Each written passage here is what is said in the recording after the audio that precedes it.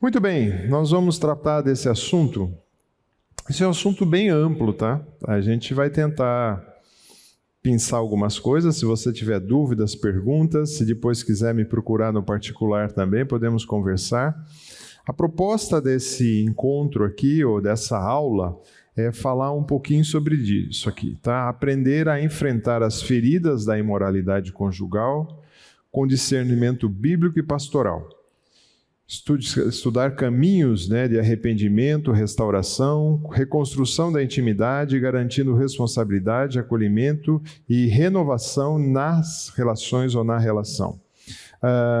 Talvez você fale assim, não, mas eu não enfrento isso, ótimo, graças a Deus por isso, mas você conhece alguém que possivelmente já enfrentou, está enfrentando, então que seja uma palavra de estímulo para você poder ajudar também. A questão da imoralidade sexual, ela destrói qualquer tipo de relacionamento, viu, gente? Não é só o relacionamento conjugal, tá?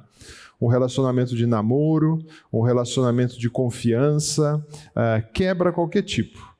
Então, quando a gente pensa nas imoralidades, e eu vou trabalhar com a imoralidade sexual, ela invade e destrói qualquer tipo de relacionamento. Não escolhe estado civil, se é casado, se está namorando, ou se você é um solteiro também, né?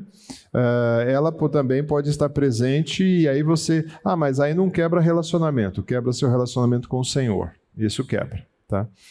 Não interessa o sexo, se é masculino ou feminino, e não também interessa a idade. Não, isso daí só acontece com jovem, não. Qualquer faixa etária, né?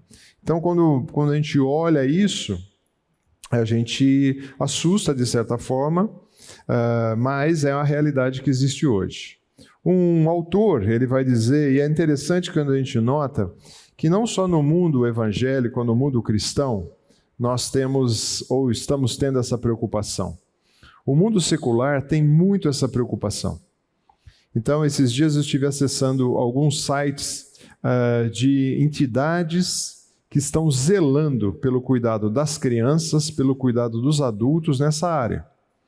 E é interessante que um autor chamado Jorge Gutierrez, ele diz o seguinte, ele tem um site que a ideia é promover, e o site dando uma volta, ou seja, largando o vício da pornografia, ele fala assim, antes o futebol era gratuito, e a pornografia era codificada. Hoje, a pornografia é gratuita e o futebol você tem que pagar para assistir, né? Que mudança que houve na sociedade. Antes você tinha acessos difíceis a obter pornografia ou obter coisas imorais na área sexual. Hoje está muito fácil. Hoje a distância é só um clique. Crianças pequenas já estão tendo acesso. E esses dados não são muito longe quando a gente pensa nos fatos de hoje, né? O primeiro contato do garoto é antes dos 13 anos com pornografia. 1 em cada 10 acessa antes até dos 10 anos de idade.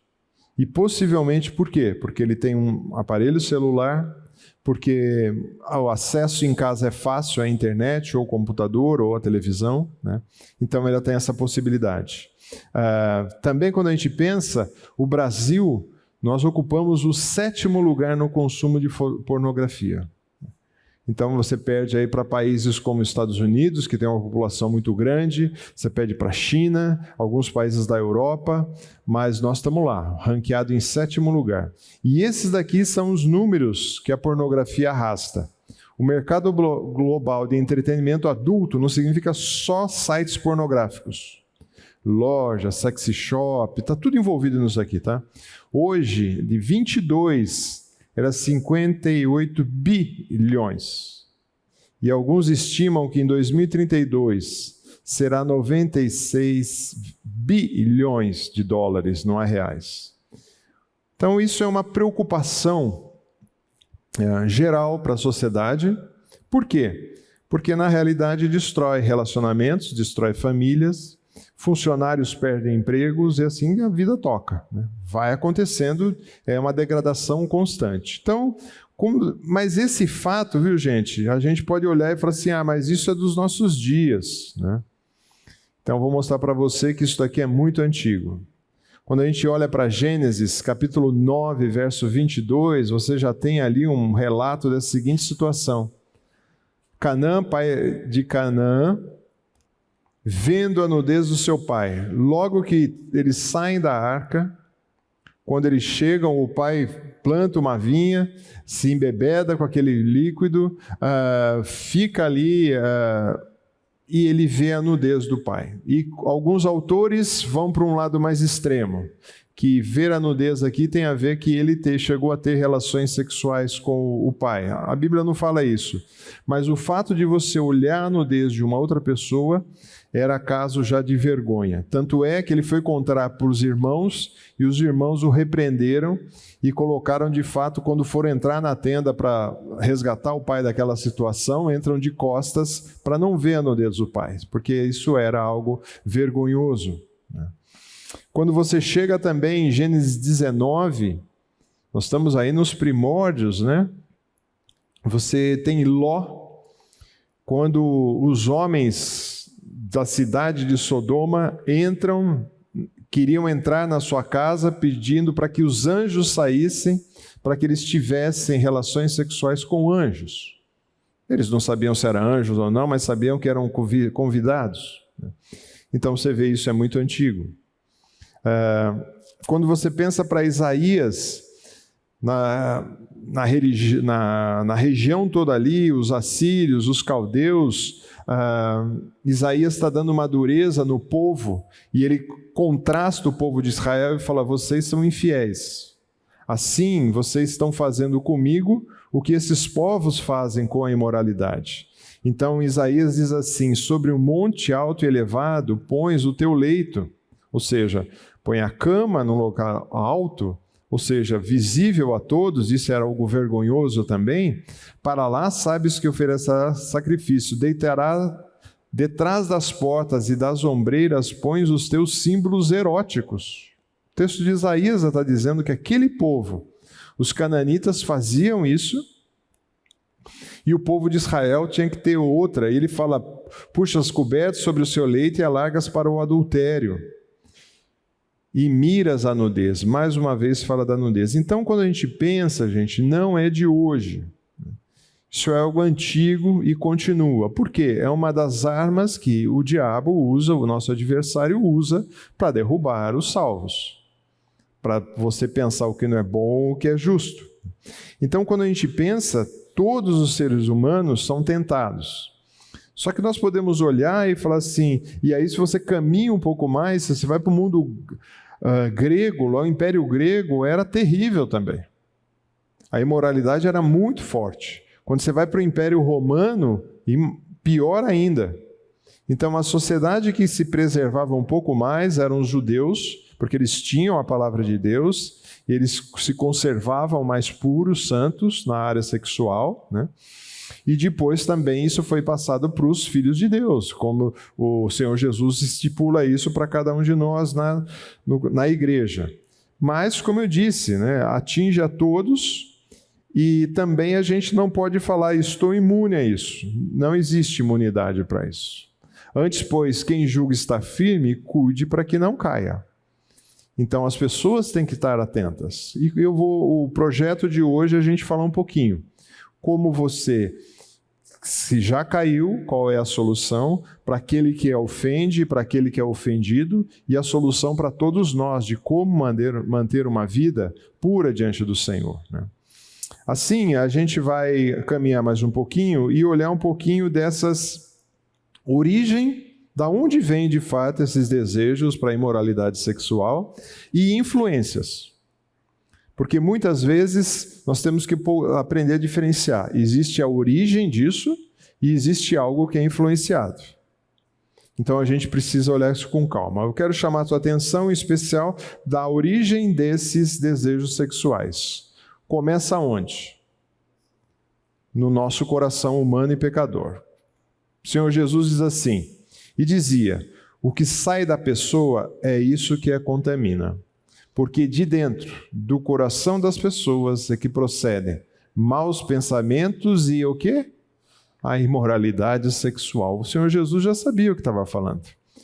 Os furtos, homicídios, e continua: adultério, avareza, maldade, engano, libertinagem, inveja, blasfêmia, orgulho, falta de juízo. Todos esses males vêm da onde? De dentro do coração humano, ou seja, da nossa mente, da nossa cabeça. Então, quando a gente olha para isso, se vem daí, a gente tem que estar mais atento com o que a gente olha, o que a gente consome e o que a gente pensa. Porque é nisso que vai estar o nosso coração. Então o Senhor Jesus já fala, o nosso coração é daí que procede todas essas coisas. Quando você vai para Romanos, capítulo 1 também, tem uma narrativa longa e extensa sobre os pecados humanos, por isso Deus entregou aqueles homens, né, que estavam fazendo aquelas coisas, a impureza, porque eles tinham um desejo no seu coração. Então já havia um desejo no coração de fazer o que é errado. E Deus, de certa forma, fala assim, vocês querem fazer o que é errado? Continuem fazendo. E assim que vai. E eles desonram seus corpos entre si.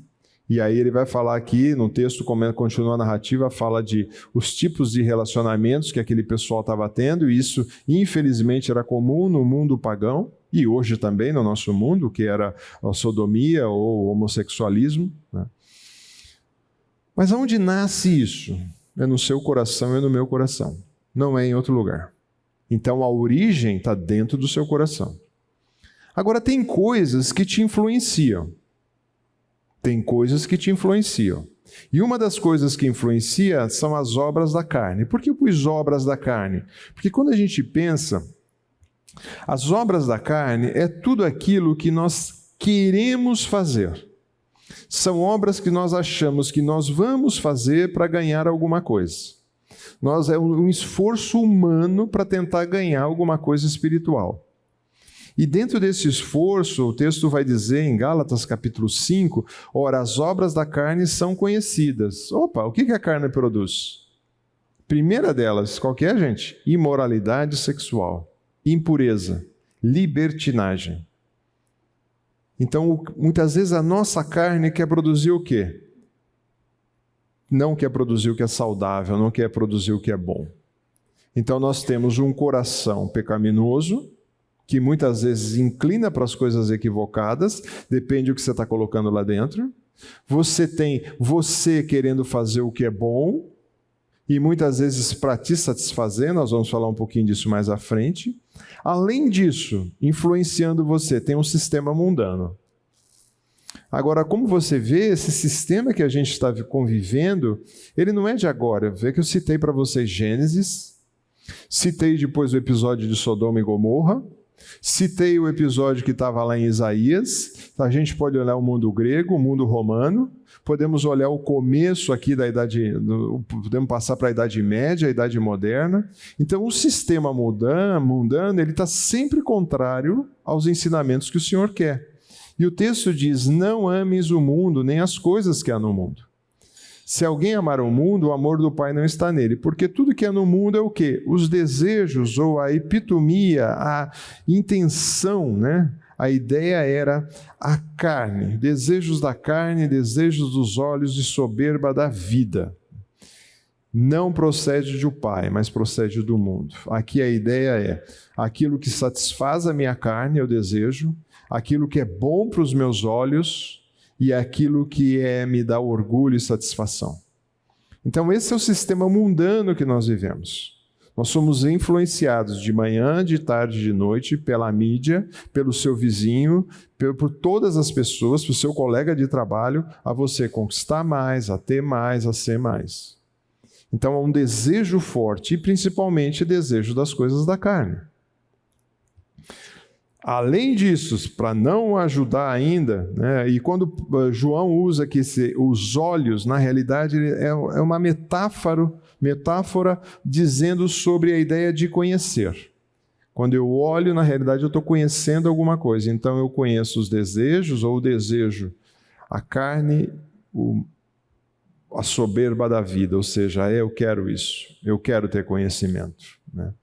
Agora, quando a gente olha tudo isso, além da gente pensar, nós temos um coração, tá? Nós temos um coração pecaminoso, muitas vezes, nós temos, onde é a origem de tudo, nós temos as ações que a nossa carne quer produzir, nós temos o sistema mundano, já era suficiente, né? Vamos parar aí. você tem Satanás ainda.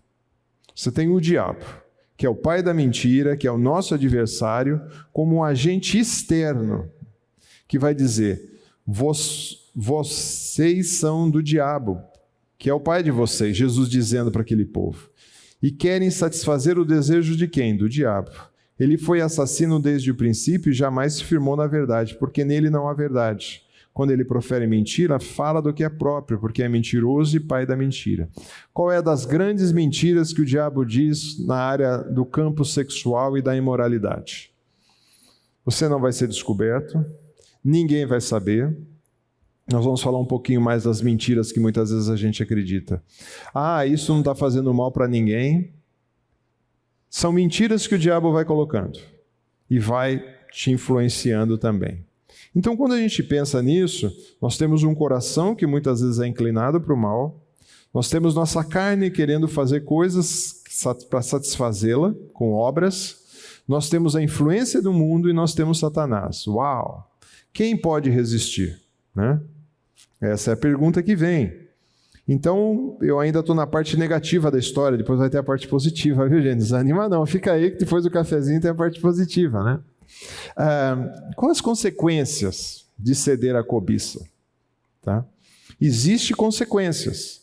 A gente acha que não, mas existe. A primeira consequência que a gente tem é a escravidão. A escravidão, ela entra, portanto, não permita que o pecado reine em seu corpo mortal, fazendo que você obedeça às suas paixões.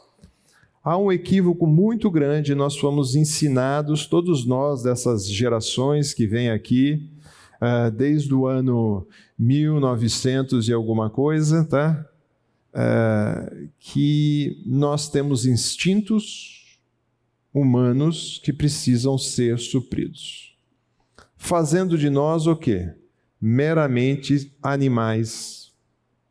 Quando você considera um animal, o animal ele tem o seu instinto para a procriação uma vez por ano, quando ele está no cio.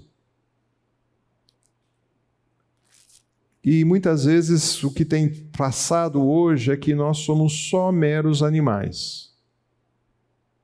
Então a gente tem que satisfazer os nossos desejos sexuais. Grande equívoco.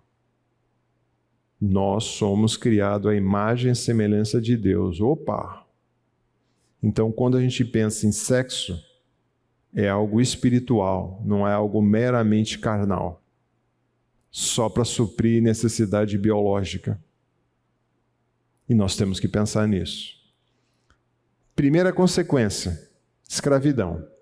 E a escravidão, ela tem os seus passos quando você começa como uma atração por aquele objeto. Em seguida, vem a insatisfação, porque você não quer mais aquilo. Aí depois vem uma fixação, você se fixa naquilo. Depois vem uma ingratidão. Você é ingrato com o que aquilo faz. Depois você vem um descontentamento. Por que eu fiz tudo isso? Depois vem uma obsessão. E o meu gráfico no passado parava por aí. Até que um dia eu dei essa aula, parte dessa aula, não toda ela, e na sala tinha um policial civil. E ele me alertou para uma coisa. E tem uma outra parte que você esqueceu, Wagner, que é isso aqui: violência.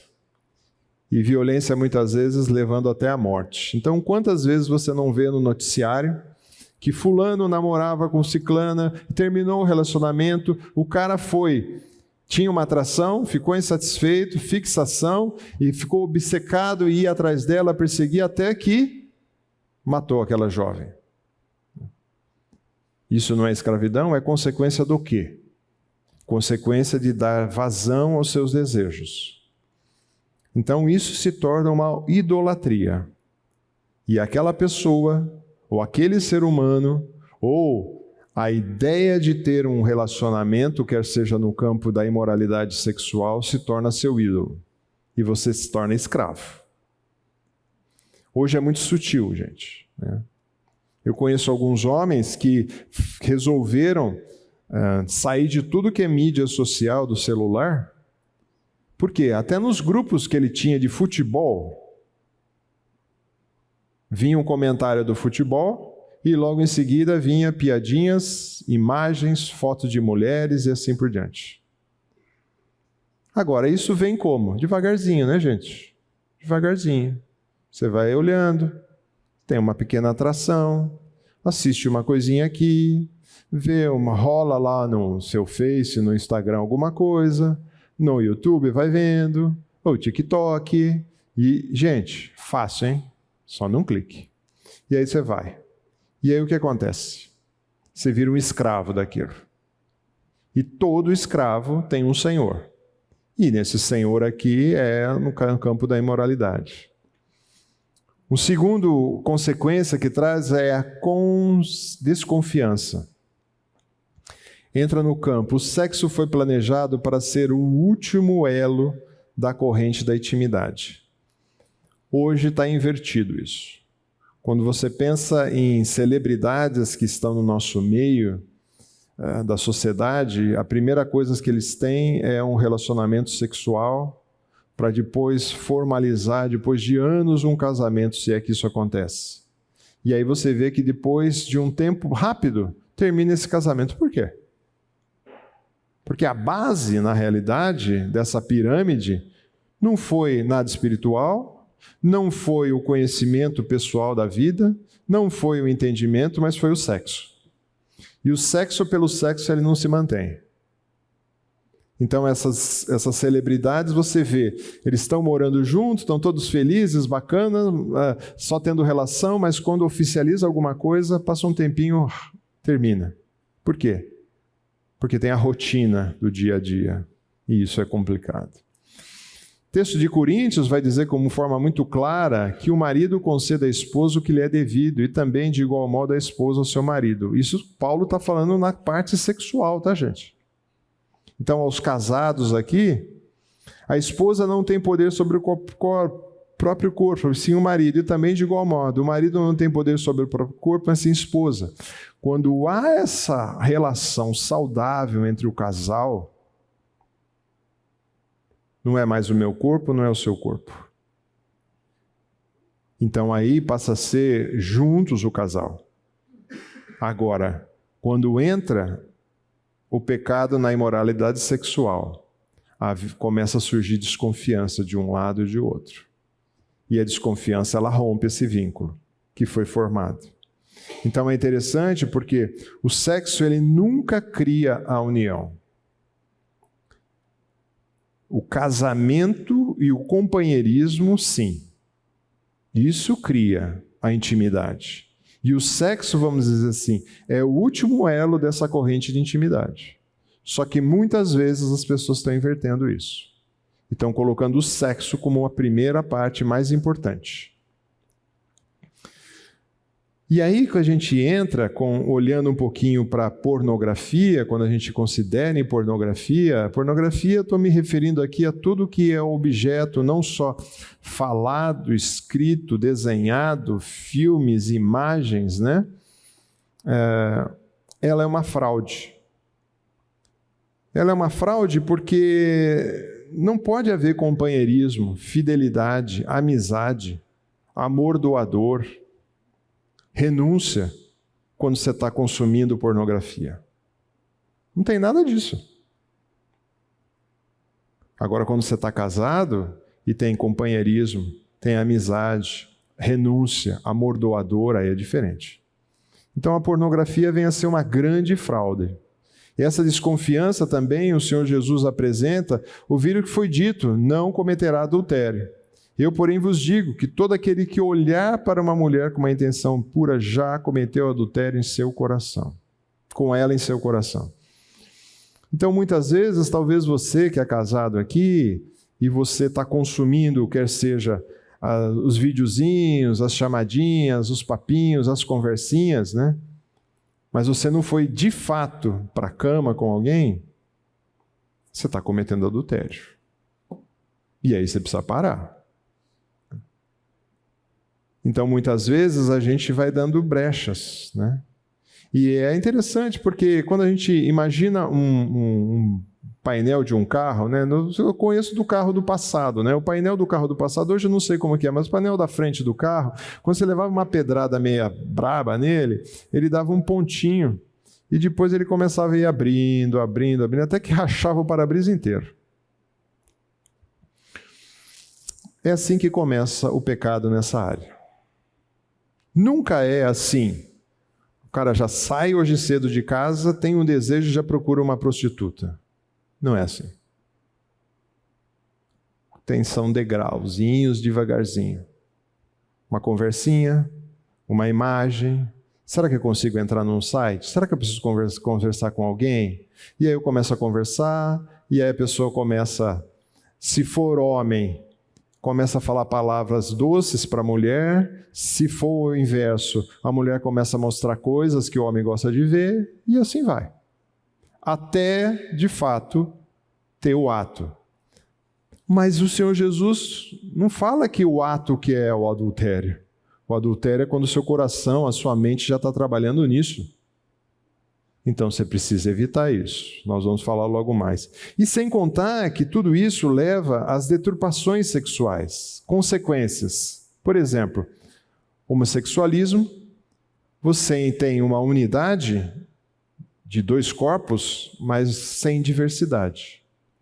Imoralidade, você tem uma unidade, mas sem aliança, sem compromisso, sem pacto. Masturbação não tem unidade e não tem diversidade. É a pessoa sozinha. Pornografia, simplesmente a exploração.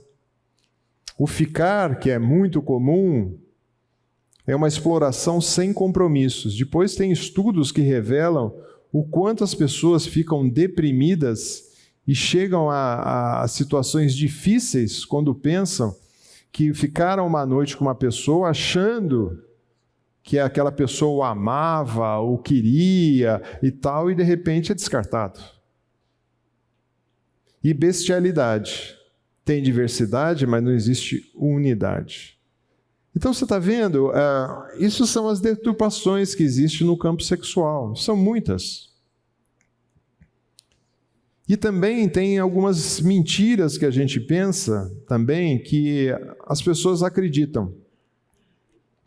E essas consequências dessas mentiras, né? Primeira mentira: não estou fazendo mal a ninguém. Estou sozinho dando os meus cliques, estou sozinho assistindo meus vídeos, estou sozinho. Teve um homem que eu acompanhei um pouco tempo, ele não é do nosso contexto. Por que ele veio me procurar? Porque ele estava numa academia e na academia ele resolveu se engraçar com uma garota. Só que aquela garota, o pai dela, ou melhor, o tio dela era coordenador de uma facção criminosa aqui em Campinas. E rapidamente ela falou para o tio que aquele homem teve uma atitude indevida com ela na academia. Sem dúvida nenhuma. No dia seguinte, o cara bateu na porta dele, falou assim: sai daqui agora, não sei para onde você vai. E era a casa dele, com a esposa dele. Sai daqui agora, porque se eu te encontrar aqui de novo, nessa sua casa, eu vou matar você. Aí o homem saiu, foi procurar uma kitnet para outro canto aqui na região. Agora você fala, esse cara, quantos anos ele tinha? 22, 23, 24? Não, 70 anos. Só que depois eu atendi a ele, que ele estava desesperado, com medo de morrer, né? E atendi a esposa dele, uma senhora que veio aqui. Ela falou: pastor, eu gosto tanto da minha casinha. Eu tenho lá meu quintalzinho, minha horta, minhas coisas. E agora eu vou ter que sair de lá? Os bandidos falaram que ela não precisava, mas ele precisava. E um dia ele resolveu voltar para casa achando que ele levou uma surra dos caras. Aí ele saiu de novo. Aí ela falou assim: eu falei para ele parar com aquelas porcarias. Falei: o que significa parar com as porcarias? Ele ficava até tarde na televisão vendo cenas pornográficas. Onde começou a pedra no para-brisa, gente?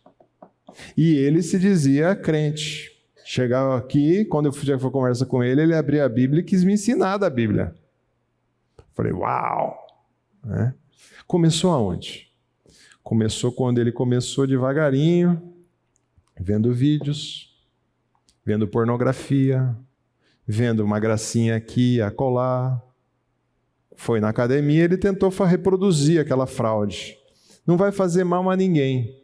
E a última conversa que eu tive com ela, ela estava vendendo a casinha dela para ir para um apartamento para ficar longe da bandidagem e possivelmente desse cara. Não estou fazendo mal a ninguém. Verdade? Está tudo sob controle. Isso é uma das maiores mentiras. Não está nada sob controle. Nem você, nem na sua casa e também nem no emprego. Eu conheço alguns episódios de homens que são mandados embora. Ah, mas o mundo está tão aberto, o mundo está tão tranquilo, tal. Mas você gostaria de ter o seu funcionário gastando parte do tempo dele, de vez de produzir alguma coisa, acessando a internet? E outra, né? Aqueles que acham que o seu computador, que é da empresa, não está sendo controlado. Mentira, está sendo controlado. Agora, para nós crentes, o nosso controle não precisa nem ser os aplicativos que tem de controle. Tinha que ser o quê? O Espírito Santo que habita na gente. Esse tinha que controlar. Não está sob controle. Para os solteiros, podem pensar o seguinte: olhando tudo isso, é melhor eu não me relacionar com ninguém.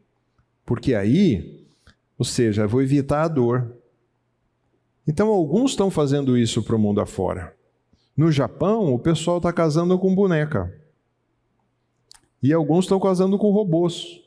Para evitar esse problema. Porque aí, está tudo bem. Será que evita? Será que evitar um relacionamento é questão para isso? Prazer imediato é melhor que o sofrimento à frente. Então eu prefiro ter um prazer imediato agora, prefiro agora ter a compensação, principalmente para aqueles que estão namorando, né? Vamos ter sexo agora, do que esperar o casamento. Se você está fazendo isso, você está equivocado. Você está contrariando o que as Escrituras dizem. O sexo é para ser desfrutado no casamento. Outra mentira também, meu prazer e conforto em primeiro lugar. Lemos o texto de Coríntios que fala que o seu corpo não pertence mais a você quando você casa.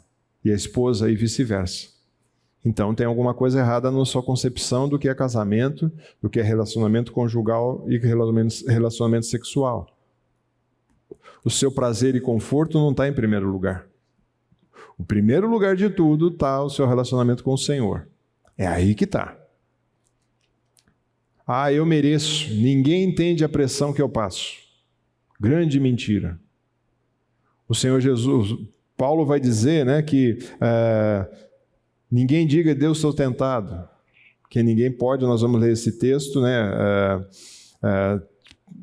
Tiago diz isso, mas o apóstolo Paulo vai dizer que você não teve tentação que fosse sobrenatural.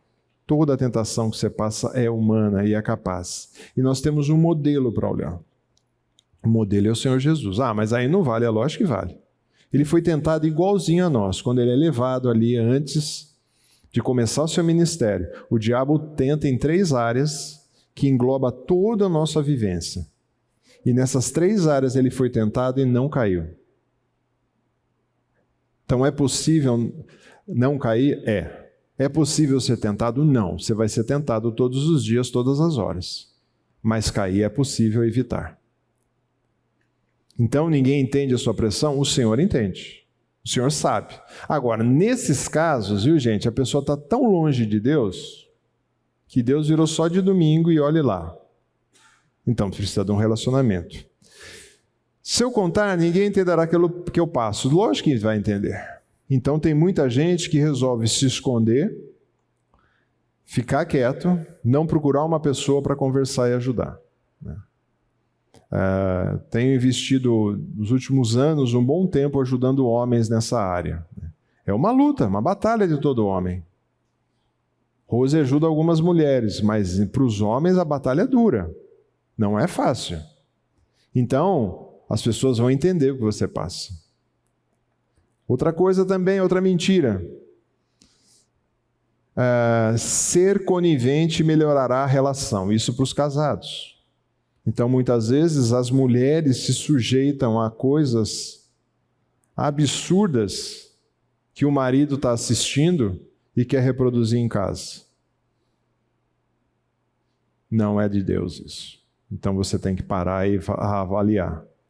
E muitas vezes mulheres se sujeitam a isso para não perder o marido ou o casamento, mas está perdendo o Senhor. Com quem você quer ficar? Então você tem que olhar e falar, opa, pera lá. O seu compromisso primeiro como filho de Deus é com o Senhor, depois com o seu cônjuge. E também nos namoros a mesma coisa. Deus estabeleceu o sexo para depois do casamento. Não, mas vamos antes. Não. E eu conheço, infelizmente, alguns casais de namorados que os rapazes consomem pornografia antes de namorar. E vem com uma outra mentira. Quando casar, isso passa. Mentira. Não passa. Continua.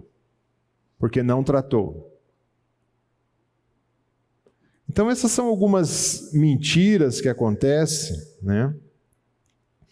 Que talvez você tenha outras nessa lista aí, mas são algumas mentiras que o pessoal acredita, mas são consequências de uma vida sexual deturpada. Mas vamos começar a corrigir essa rota aí. Qual é o padrão divino para o sexo? São vários os textos. Mas quando a gente pensa, e eu vou trabalhar um pouquinho com o texto de Tessalonicenses, mas sexo é um ato espiritual e não apenas biológico, viu, gente? Se você está pensando que sexo é simplesmente algo biológico, comece a repensar, tem alguma coisa errada. O problema essencial não é como lidar com nossos impulsos. O problema não é o seu impulso sexual, porque Deus criou os impulsos sexuais, para homem e para mulher. Mas é como eu posso santificar o meu coração. Lembra? O problema é o coração, que vem de dentro. Alguns querem uma solução que não envolva a submissão ao Espírito Santo. E esse é o único caminho, quando nós estamos submissos ao Espírito Santo, para fazer a vontade de Deus na área sexual. O texto de Tessalonicenses, Tessalônica era uma igreja muito parecida com os nossos dias. Uma igreja de origem gentílica, os moderadores eram educados desde cedo pelos padrões morais da sociedade grega e sociedade romana. As relações sexuais eram principalmente pelos prazeres e conivência, ou conveniência. Ou seja, lá tinha adoradores, tá? Normalmente no mundo antigo existiam templos, e aqueles moradores da cidade, normalmente eles cultuavam uma divindade. E aquela divindade era responsável pela colheita, pela chuva, pelo sol, pela lua, pela produção. E aqueles homens que iam ali naquele templo para prestar o seu culto, eles tinham aqueles discípulas ou aquelas chamadas prostitutas cultuais daquela deusa especial ou daquele deus especial. Então esses homens tinham relações com essas mulheres para que pudesse ter uma boa colheita, para pudesse ter recursos e assim por diante. Diz que na cidade de Éfeso chegavam a ser quase 1000 prostitutas cultuais dentro dos templos, prestando serviços espirituais, né? Tessalônica não era diferente. Uma cidade portuária também. Então você pode ver, promiscuidade corre solta em cidades portuárias, porque na época do mundo antigo era onde chegavam todas as riquezas para abastecer aquela cidade. Então a quantidade de prostitutas era muito alta. Centro comercial, e era uma das 4 grandes cidades do Império Romano. Isso era Tessalônica. E Paulo diz assim, finalmente, irmãos, nós rogamos e exortamos. Estou em capítulo 4 de Tessalonicenses, verso 1. Vou só ler esse texto, tá? Exortamos no Senhor Jesus que, como de nós recebêssemos, quanto à maneira que deveis viver a agradar a Deus. Opa, esse era o objetivo daquela igreja. Esse é o objetivo da nossa igreja. Esse é o objetivo da sua vida. Esse é o objetivo da sua família. Viver para agradar a Deus. E efetivamente você está fazendo. Continues progredindo cada vez mais, porque estáis inteirados de quantas instruções nos demos da parte do Senhor Jesus. Então, vocês aqui como igreja também, vocês têm sido instruídos domingo após domingo, semana após semana, como deve agradar o Senhor. Beleza? Beleza. Pois essa é a vontade de Deus. Aí ele começa a especificar uma vontade geral para todos os salvos. A vossa santificação. Vocês têm que ser santos, separados com um propósito. E aí, vírgula, que vos abstenhais da prostituição. E que cada um de vós saiba possuir o próprio corpo em santificação e honra, não com o desejo de lascívia, como os gentios que não conhecem a Deus. E que nessa maneira ninguém ofenda, nem defraude seu irmão. Porque o Senhor, contra todas essas coisas, como antes os avisamos e testificamos claramente, Ele é o vingador. Quando a gente olha para esse texto e transporta para nós, o desejo de Deus continua o mesmo, nossa santificação. E que nós estejamos isentos, saia do quê? Da prostituição. Ou do consumo de pornografia, ou de piadinhas inadequadas, ou de ver vídeos que não agregam nada. Então é interessante porque ele fala, cada um saiba possuir o seu próprio corpo físico, para a santificação e honra de Deus. Então, depois nós vamos explorar um pouquinho, vamos dar um intervalinho, só 10 minutinhos, a gente volta a continuar explorando esse texto aqui. Muito bem, olhando para o texto que eu li aqui de Tessalonicenses, né? A ideia de Paulo era orientar aquele povo ali, assim como a cada um de nós, né? Para se abster, ou parar, ou deixar de fazer, ou de praticar a prostituição. E aqui, se leia prostituição com essa palavra que tem vários significados, a porneia: relação sexual ilícita, adultério, fornicação, homossexualidade, lesbianismo, relação sexual com animais, tudo está dentro desse pacotaço aqui. E fala também dos desejos, ou a epitomia, né? Essa palavra, muitas vezes, ela tinha um sentido neutro em várias apresentações das Escrituras. O Senhor Jesus usa essa palavra quando ele fala que ele tinha um desejo muito forte de celebrar a ceia com seus discípulos. Mas depois essa palavra foi deturpada e foi, na realidade, sendo associada sempre com desejos na área de luxúria, cobiça, paixões, ou um desejo muito intenso. Quando a gente pensa também no padrão divino e a gente olha para Tiago, capítulo 1, verso 13, diz assim: ninguém ao ser tentado, olha que palavra forte, sou tentado por Deus, porque Deus não pode ser tentado pelo mal e Ele mesmo a ninguém tenta. Então, às vezes eu estou ajudando alguém, em qualquer área, né? Não precisa ser só na área da imoralidade sexual. É a pessoa assim, por que Deus permitiu que eu caísse nisso? Não, meu amigo, vamos rever esse conceito. Não é bem isso, né? Você veio construindo a sua queda, como eu vou mostrar aqui nessa escadaria aqui. Ao contrário, cada um é tentado, ou seja, como dizer, ninguém pode dizer, não fui eu. Cada um é tentado pelo quê? O texto diz, pela sua própria cobiça, pelo seu próprio desejo. E essa faz o quê? Essa atrai e o seduz. A ideia de atração aqui é a ideia de uma armadilha. Uma armadilha para um animal é sempre colocado algo atrativo para ele ir e cair naquela armadilha. Ela atrai, seduz, e ele fala que vai gerar alguma coisa. Não pode ser coisa boa, né? Quando ele está sendo atraído pelas coisas. E depois, o pecado sendo consumado gera o quê? Morte. Morte eu não entendo aqui como uma morte física, mas até pode ser. Porque muitas vezes você vê a questão de questões relacionadas a casais, a lutas, a brigas, a desespero que leva até um homicídio. Pode ser isso? Pode, né? Pode ser também a pessoa se entrar tanto na promiscuidade e contrair doenças sexualmente transmissíveis, pode levar... Pode, né?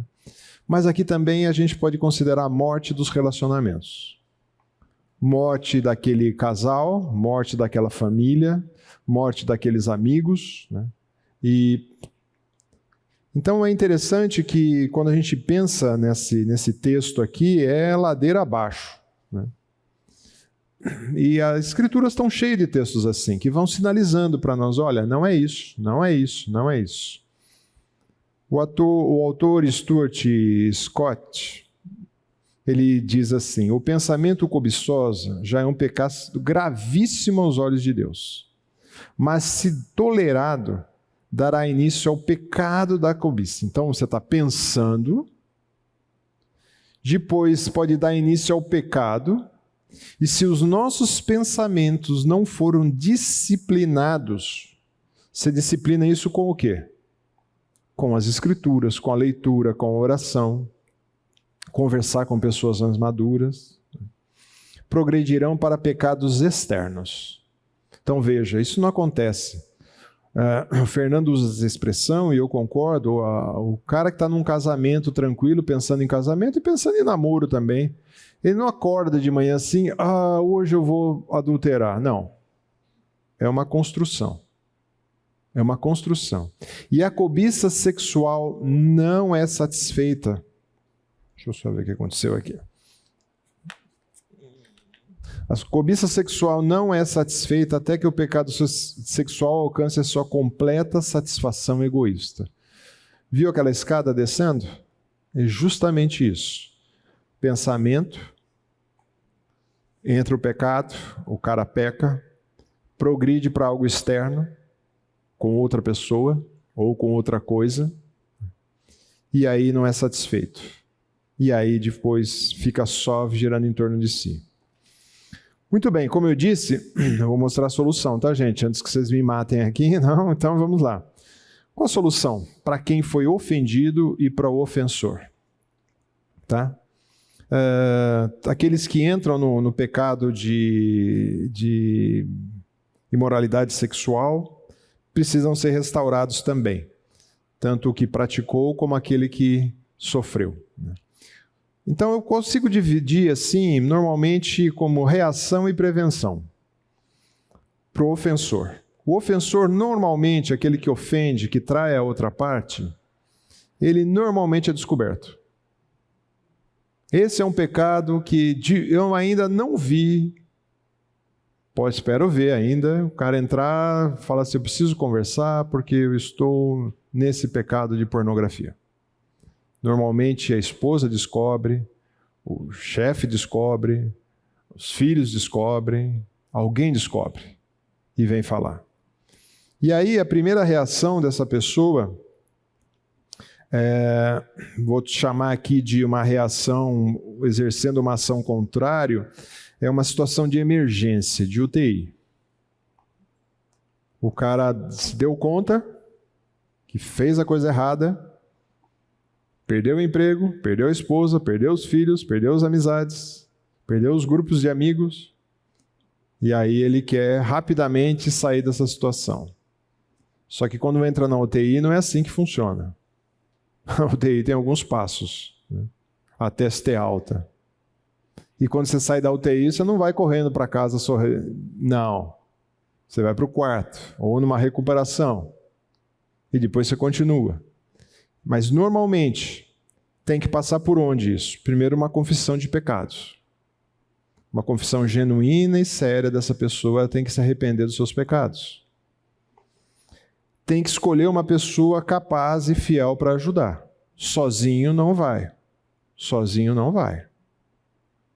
Porque sozinho ele vai continuar do mesmo jeito que ele estava até então. E ele precisa voltar urgentemente ao relacionamento com o Senhor. Porque o primeiro pacto que foi quebrado não foi o seu casamento ou sua relação de namoro.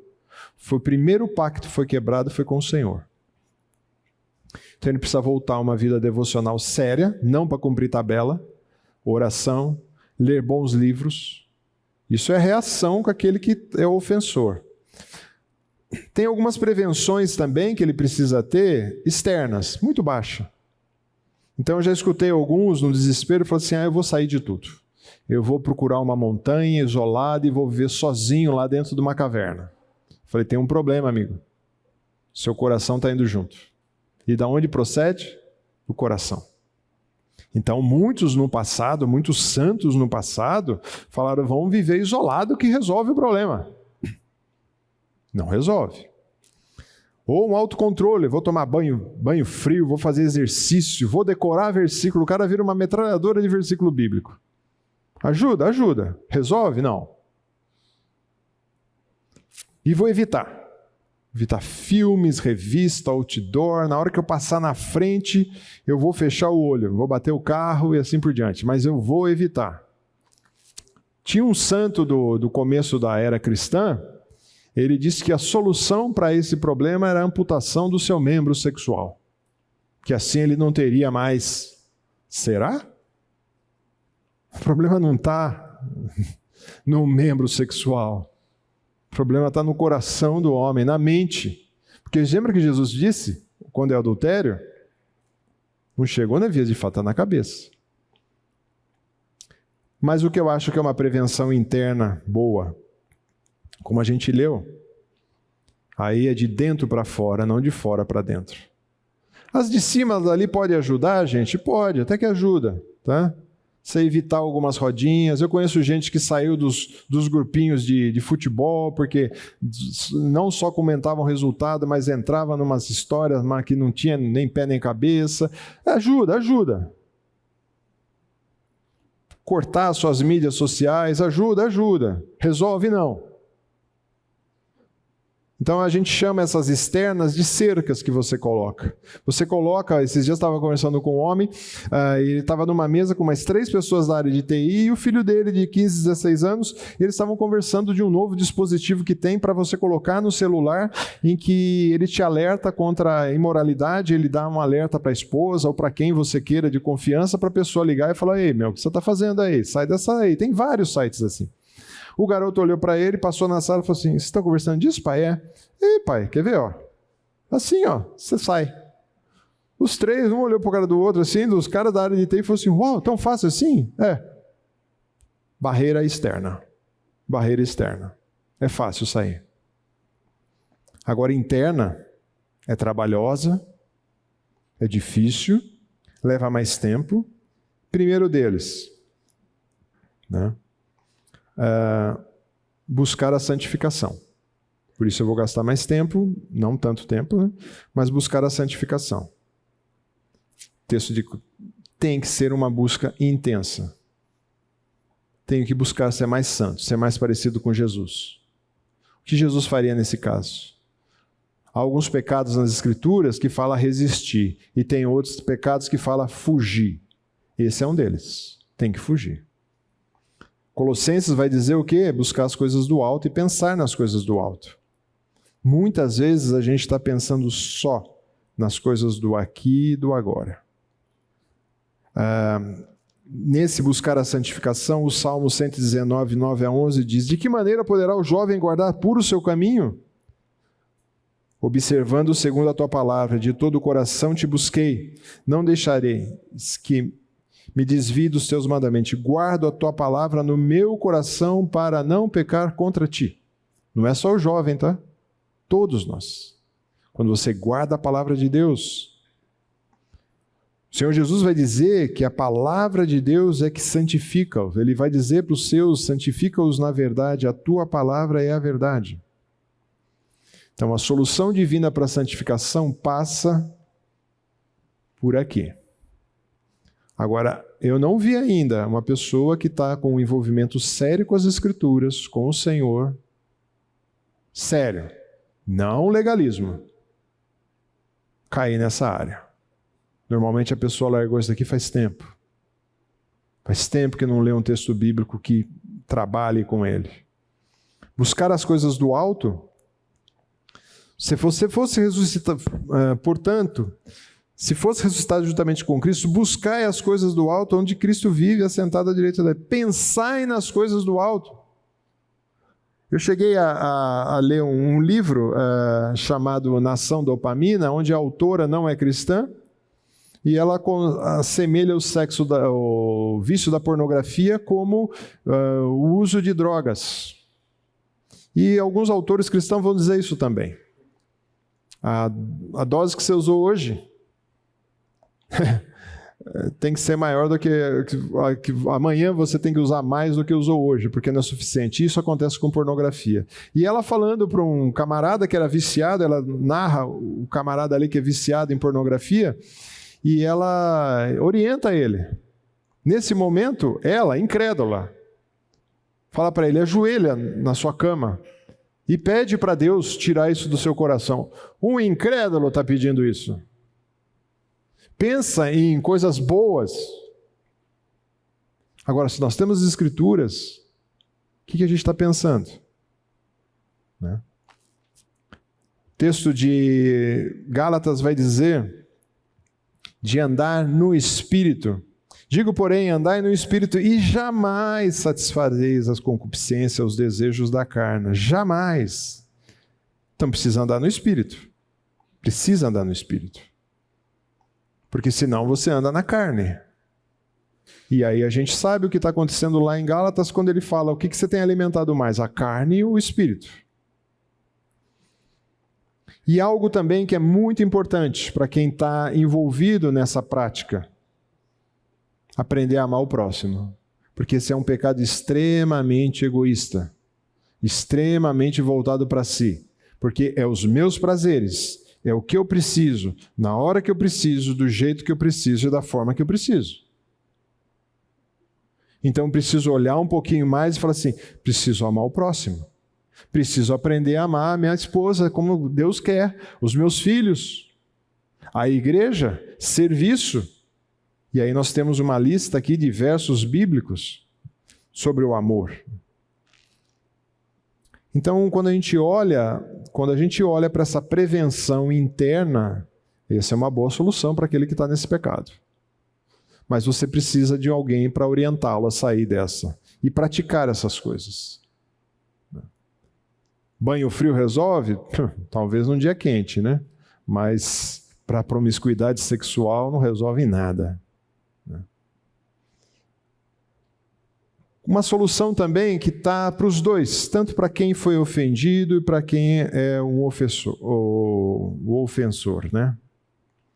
Primeiro você precisa reconhecer algumas coisas. O que precisa reconhecer? Todos somos tentados em todas as coisas. E nessa área também. Tanto aquele que é ofendido como o ofensor. Nós somos vulneráveis. Por sua força e por seu esforço, você não sai. Você não para de pecar. Precisa da graça do Senhor. Precisa da orientação do Senhor. Somos vulneráveis. Outra coisa, humildade em assumir o pecado. Precisa, nessa hora, ser humilde.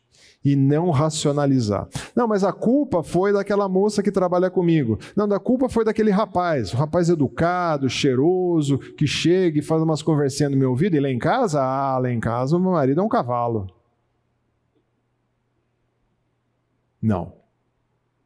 Não, você precisa ver as imagens da internet. Gente, imagem da internet, você não aprendeu ainda? Tudo fake, gente. Tudo montado, né? Hoje estão montando a fala na boca de outras pessoas. Estão querendo produzir filmes agora dessa forma, com um artista que morreu já há 20 anos atrás. Então tem que assumir, eu pequei, Senhor. Quando Davi e o filho pródigo pecam, qual o primeiro reconhecimento que eles fazem? Pequei contra ti, Senhor. Qualquer pecado, primeiro, ofende a glória de Deus, a graça de Deus. E depois ofende quem está em torno. Se não tem esse reconhecimento, é da boca para fora. Eu pequei contra ti, Senhor. Outra coisa também é destacar o outro e não a si mesmo. Pois essa é uma expressão do amor e nós somos uma sociedade, nós vivemos num contexto, o que importa sou eu. É a busca da minha satisfação do meu jeito, da minha forma, em todas as áreas. Então a gente precisa destacar mais o outro, não buscar o seu interesse. Tanto o ofendido como o ofensor precisa prestar contas. É bom, é saudável. Precisa chegar para pessoas mais maduras e falar como anda a sua vida, como anda seu casamento, como anda seu namoro. Nesses últimos tempos, eu e o Rose temos acompanhado 2 casais de namorados. E teve um deles, graças a Deus eles casaram, mas eles estavam pegando fogo, que nem as escrituras dizem, abrasados. E a gente falava, banho de água fria. Não, os banhos de água fria não resolve. Mas a gente tem que estar atento, tem que prestar conta para outras pessoas. Tem que caminhar com outras pessoas. Outra coisa também, precisa de um coração e mente. Quando eu falo coração aqui, gente, é a nossa cabeça, o nosso modo de pensar. Tem que ser tratável. Temos que aprender a reagir às tentações. Uma vez um amigo, e naquela época, hoje eu não sei como ele está, mas na época ele estava bem perto do Senhor. E ele foi fazer um intercâmbio nos Estados Unidos. E ele ficou numa república que só tinha cara ímpio. E era o dia do aniversário dele. E ele estava fazendo um trabalho, ele fazia o intercâmbio, trabalhava e depois estudava. E quando os amigos dele falaram assim, nós vamos fazer uma surpresa para ele. Contrataram uma prostituta, trouxeram para o quarto dele. E falaram, fulano, hoje é aniversário, tá, né? Ele estava longe de casa, longe da namorada, longe dos pais, longe do discipulador, eu que discipulava ele. E ele, sem entender nada, quando ele abre a porta, está a mulher lá. Bom, você faria o quê? Sentaria e tentaria evangelizar aquela mulher? O que ele fez? Diz que ele vai abrir a porta, mas sair correndo. Nem sei que bairro eu fui parar, né?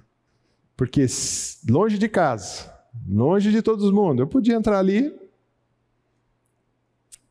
Foge. Coração tratável, né? Só que muitas vezes a gente quer negociar com essas coisas. E o texto bíblico vai dizer aí que é fogo nas vestes, né? Como Provérbios diz, né? Então você precisa sempre ter um coração tratável. Fingir que não aconteceu é uma mentira. Fingir que não está afetando é outra mentira. Precisa de uma decisão séria, consistente, significativa para mudar isso. Porque, no fundo, isso é uma idolatria. Todo pecado na área sexual tem por trás um pecado maior: o egoísmo. E se não tratar o egoísmo, não resolve tratar só o pecado da área sexual. Está o egoísmo por trás. Solução para quem está ofendido, né? Primeira coisa, Deus é a sua esperança. Tá?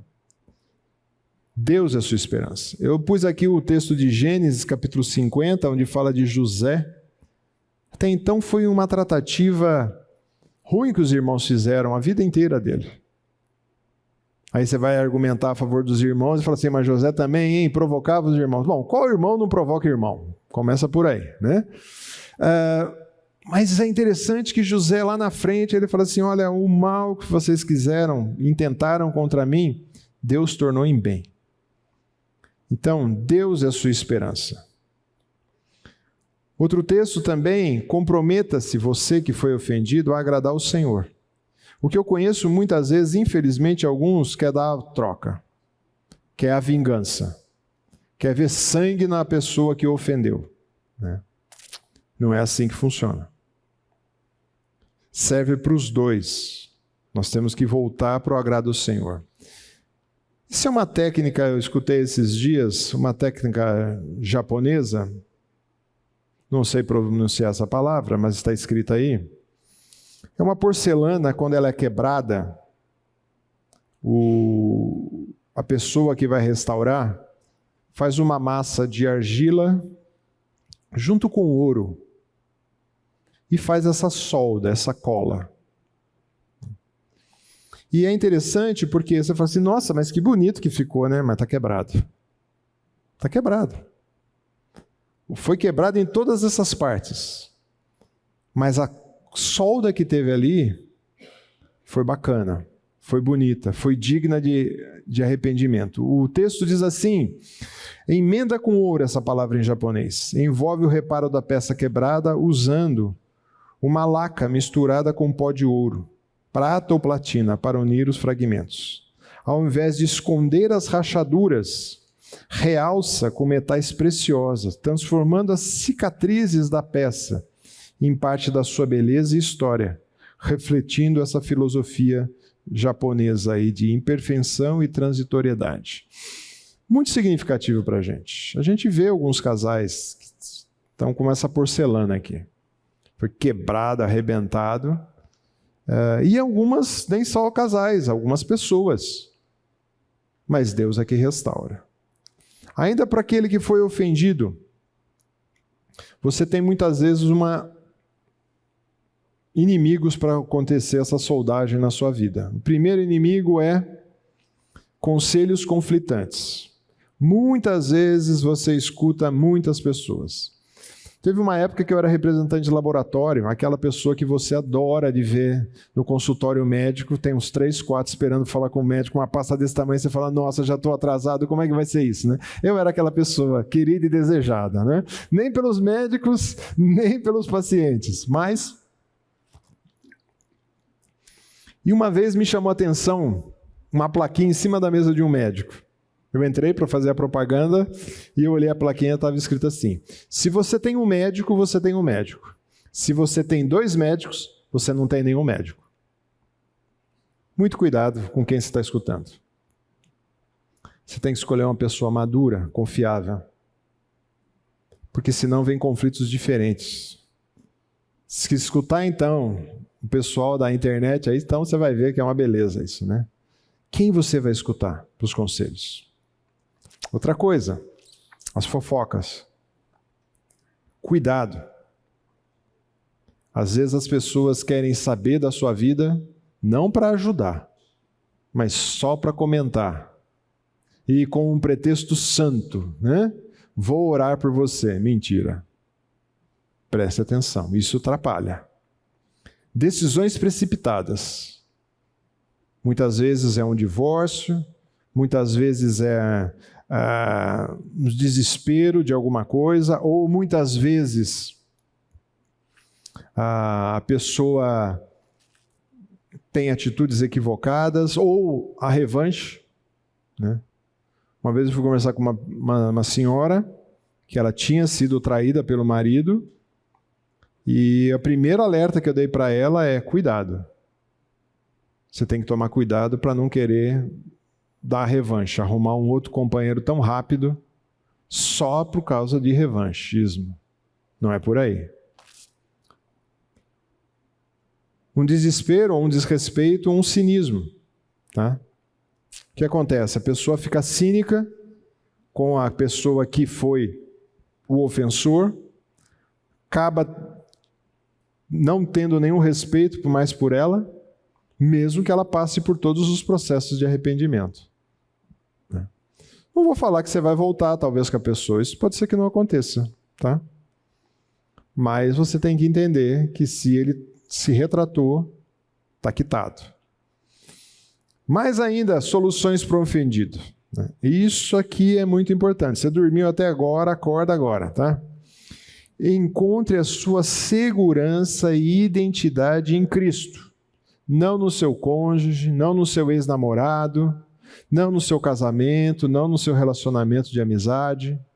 A sua identidade e confiança têm que estar em Cristo Jesus. Se estiver fora disso, está errado. Se estiver no cônjuge, se estiver no namorado, se estiver no amigo, é idolatria. Então a sua identidade tem que estar em Cristo. Considere uma provação que você está passando. Olhe nessa perspectiva. É indesejável? É lógico que é indesejável. Quando Jó passou por provação, foi fácil? A gente, quando lê de fora, acha bonito, né? Mas quando a gente está na pele ali de Jó, opa! Mas foi uma provação. E o Senhor o quê? Permitiu. Lembre-se, o Senhor está no controle. Então, Deus está sempre no controle. Perdoe de maneira também incondicional. Qual é o nosso referencial de perdão? Cristo. Não a pessoa. Qual é o seu referencial para lidar com o seu marido e com a sua esposa no ambiente do lar? O Senhor. Mulheres, sede submissas aos seus maridos porque eles são legais? Mulheres, sede submissas ao seu marido porque eles são bacanas? Porque eles fazem o que você quer? Não. Mulheres, sede submissas ao seu marido como no Senhor, ou como ao Senhor, ou como a Cristo. A referencial é outro, gente. Não é o outro aqui, é o Senhor. Cuidada com memórias e lembranças falsas, porque você pode olhar e falar assim, então nunca essa pessoa me amou. Nunca. Não, não é isso, gente. O pecado, ele cega uma pessoa. O pecado faz a pessoa. Então antes ele nunca... Não. Dentro do aconselhamento tem algumas frases que têm que ser extirpadas. Nunca e sempre. Essas frases têm que ser jogadas fora, essas palavras. Ele te amou, possivelmente, mas chegou o pecado, e aí destrói. Então não caia nisso. Mas então tudo que nós passamos... Não. Foram coisas boas, muitas vezes. Pode ir lá. E se você cuidado com memórias e lembranças verdadeiras? Sim. Por exemplo, a gente da depressão, que fica lembrando a pessoa coisas que aconteceu com você. Sim. Como assim? Explica melhor. As memórias e as lembranças não falsas, mas verdadeiras. Isso, da verdadeira. Isso, que aí está dando exemplo como coisas falsas. Né? Uma pessoa começa... Porque a ideia que eu quis trazer aqui das memórias e lembranças é que vão surgir à sua mente o seguinte: será que de fato ele me amou um dia de verdade? Sim, mas e as lembranças e memórias verdadeiras do que foi feito? Isso precisa ser tratado. Isso. Não, mas aí o que precisa acontecer com isso, né? Quando ele traz a sua mente, então a pessoa traiu, e na sua mente vem o momento da traição. Então aquele que foi ofendido precisa tratar isso com o Senhor. Tá? Porque o que é perdão? Perdão significa que, por exemplo, vou voltar lá na figura aqui, tá? Perdão não significa que você tem uma amnésia. Perdão não significa amnésia. Mas perdão significa o seguinte: aquela pessoa me ofendeu, independente de qualquer coisa, tá, gente? De qualquer pecado, a pessoa me ofendeu. Veio e me pediu perdão. E em Cristo eu perdoei essa pessoa. Isso significa o quê? Eu assumi um compromisso com essa pessoa que nunca mais eu vou levantar aquele assunto. Nem para outros, nem para ela e nem na minha mente. Mas o que eu faço com a minha cabeça? Eu arranco fora? É aí que o ofendido precisa tratar com o Senhor. Toda vez que esse pecado vier, ou com o desejo de querer na realidade pensar nas coisas erradas que ele fez, Senhor, aquele dia, por isso que é bacana, no dia tal, na hora tal, eu conversei com o Senhor, eu tratei com a pessoa, não traga isso à minha mente. Porque o diabo vai querer trazer também. Então é aí que entra esse ponto. O perdão não significa que nunca aconteceu nada. Aconteceu naquela porcelana, ela foi quebrada, mas ela foi restaurada. E se eu ficar só olhando para os cacos, é um problema. Por isso não é o perdão bíblico. O perdão bíblico também não significa esquece. Não existe esquecimento. Esquece se eu te esbarrar ali no cafezinho, jogar um pouco de café, queimar sua mão. Me desculpa aí, queimei sua mão. Isso é uma coisa. Agora, quando é uma traição, você não esquece nunca na vida. Mas é um compromisso diante do Senhor que você não vai levantar mais aquele assunto, porque ele foi tratado diante das cruzes de Cristo. Porque se a gente pensar, vamos pensar no modelo de Cristo, né? Nós chegamos para o Senhor e falamos assim: Senhor, o Senhor me perdoa os meus pecados, eu era um homem mau, assim perdoa. Aí no dia seguinte você peca de novo. E aí Cristo vira para você e diz, bacana, hein? Perdoando, pecando de novo, hein? Não, o que Cristo faz? Apaga.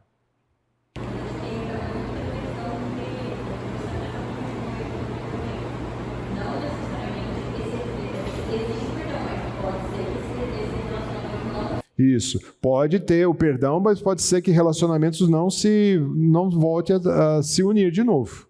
Né? Houve perdão? Perdão, ok. Né? Por exemplo, você cometeu uma fraude na sua empresa.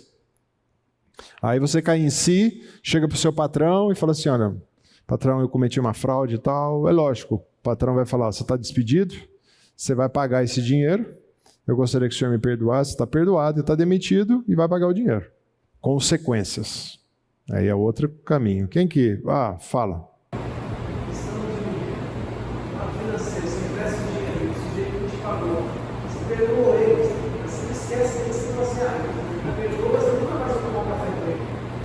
Então, isso pode acontecer. Você perdoa, mas não significa que você vai voltar a ser amigo dele. Né? Mas com o crente complica um pouco mais, né? Você vai herdar o mesmo céu que ele. Né? Então, por isso é bom diante de Cristo você acertar todas essas coisas. Mas isso significa, né? O Romanos vai dizer, o que depender de vós, tem de paz com todos os homens. Mas tem coisas que não dependem de você, depende do outro lado.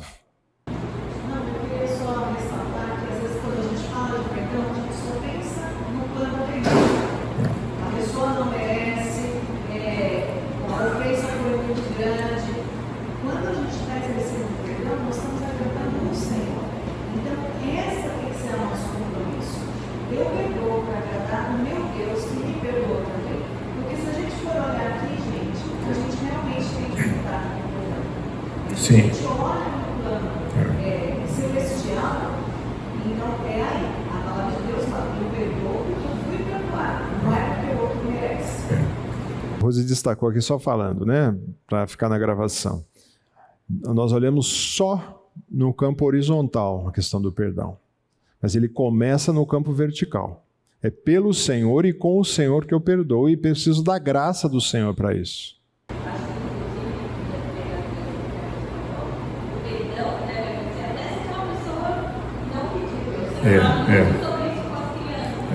Isso.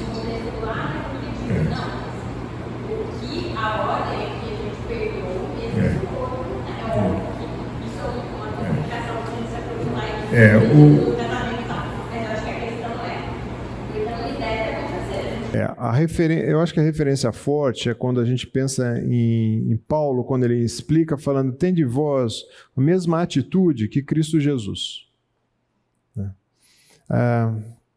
Cristo, será que olhou para a humanidade e falou assim, ai, que bacaninho, que lindos, que fofinhos, eu vou morrer por eles?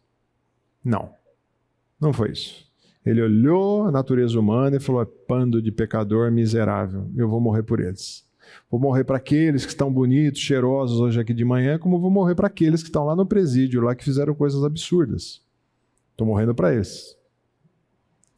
Mas isso daí eu preciso então de ser que nem Jesus Cristo. Essa é a ideia, né? Essa é a ideia. Precisa do Espírito Santo. Na força do braço não perdoa. Na força do braço dá pancada. É diferente, né? Mas a gente precisa do perdão. Concluindo, manter-se puro, isso serve para os dois, tá? Para os dois lados. Manter a pureza. Precisa. Tá? Como se mantém puro? Encharca da palavra. Como é que você limpa um recipiente que está cheio de terra suja? Joga água limpa até ele ficar limpo. Então, precisa disso. O que mais? Prestar contas. Precisa ter um conselheiro confiável para você prestar contas. E falar do que você está fazendo e deixando de fazer. Evitar situações gatilhos para pecar. Existem situações que são gatilhos que você peca. Por exemplo, eu dou sempre a ilustração do meu tio. Meu tio era um fumante desde os 14 anos até quase os 70 anos ele fumava. Muito. Aí ele resolvia comprar um pacote de bala. Chupava o pacote de bala inteiro e depois acendia o cigarro. Não tinha jeito, né? E foi. Até que um dia ele descobriu o que era. Era a garrafinha de café que ficava em cima da mesa e ele apertava o café, tomava o café, acendia um cigarro. Ele falou, vou tirar o café. Tirou o café. Parou de fumar. Né? Mas aí o pulmão já estava todo podre, já estava né? Existem algumas situações que são gatilhos. Né? Então, pegar o celular e começar a bisbilhotar a vida dos outros, pessoas, homens, assim por diante, talvez você fale assim, vou trocar meu celular. Vou usar só um para chamada e ligação. Ah, mas vai um retrocesso? Não sei. Às vezes, para sua pureza, precisa. Arrancar o que faz tropeçar. Como eu disse, né? Você não vai fazer que nem aquele santo do passado que cortou o membro dele. Não, não é isso. Mas tem situações que você precisa evitar. Talvez, se eu ir naquele futebol, vai me fazer pecar, eu vou parar de ir. Outra coisa, ler bons livros cristãos. Então tem muito material hoje, graças a Deus tem muito bom material publicado nesse campo da imoralidade sexual, mas tem muita coisa. Muitas vezes você tem que sair do emprego, da escola, da faculdade. Talvez esses locais estão fazendo você, ou lá tem o seu objeto de pecado. Lembre-se, aqui tem situações internas e externas. Às vezes é bom juntar, até você ter condição de fato, resistir. Perguntas, senão nós vamos orar. Tinha um texto grande aqui, eu não vou ler não, você lê em casa, Mateus 25, quando o Senhor fala da parábola dos talentos, e é muito interessante que ele diz assim, ele fala, servo bom e fiel, foste fiel no pouco e sobre o muito colocarei, entra na alegria do seu Senhor. A recompensa para quem é fiel é acréscimo. E lembra o que acontece com o infiel? Servo mau e negligente, preguiçoso, indolente. O que você tem vai ser tirado. Então, a recompensa para quem é fiel é tirar as coisas. Isso é Deus que está falando. Então, leia com mais calma Mateus 25, que ele vai falar dessa parábola. Pai, oi, pode falar, Valdívia. Você estava falando isso, mas rapidinho.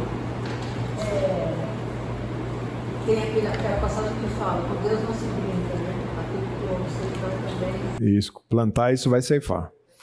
A Valdívia destacou um ponto importante aqui. De Deus não se zomba, ou não se brinca, né? Então, ninguém está olhando, é outra mentira, ninguém está vendo, só eu no meu computador. Todos os algoritmos estão ali te vendo e te mandando mais coisas sempre, e o Senhor está te vendo o tempo todo. Tem muitos, se você entrar na internet, bons vídeos sobre mostrando um vídeo que é muito forte. Só terminar com esse vídeo. A mãe está assim, toca a campainha, é um vídeo de propaganda num país da Europa que divulgou contra a pornografia. Aí toca a campainha, chega um cara todo sarado e mostra de costas assim, todo saradão, nu, e a mulher toda bonitona, nua também, toca a campainha, a mãe vem com a bandeja, atende a porta, cai a bandeja e falou assim, o fulano de tal mora aí? Eu falei assim, ele tá no quarto. Ah, tá bom, é que ele tá assistindo a gente, nós vamos lá conversar com ele. Tipo assim, a mãe leva um susto, né? Porque o garoto tá lá no quarto, escondido lá debaixo do cobertor, vendo pornografia e o casal... Então ele tem várias, né? Tem isso com drogas, tem isso com cigarro. A sociedade não cristã está preocupada. Tem vários sites da sociedade cristã preocupada com esse tema. E nós, muitas vezes, queremos brincar com fogo. Pai, obrigado pela manhã, cuidado das nossas vidas. Sabemos, ó Pai, que precisamos de Ti para manter a nossa seriedade com o Senhor. Sabemos, ó Pai, que somos tentados em tantas coisas, mas que sejamos sábios como o Senhor Jesus. Nos ajuda, Senhor, a enfrentar esses desafios. Nos ajuda, Senhor, a levarmos uma vida de pureza diante do Senhor e diante das pessoas também. Trabalha em nossas vidas para que tenhamos uma vida que reflita o Teu amor e o Teu caráter. É em Cristo Jesus que nós oramos. Amém.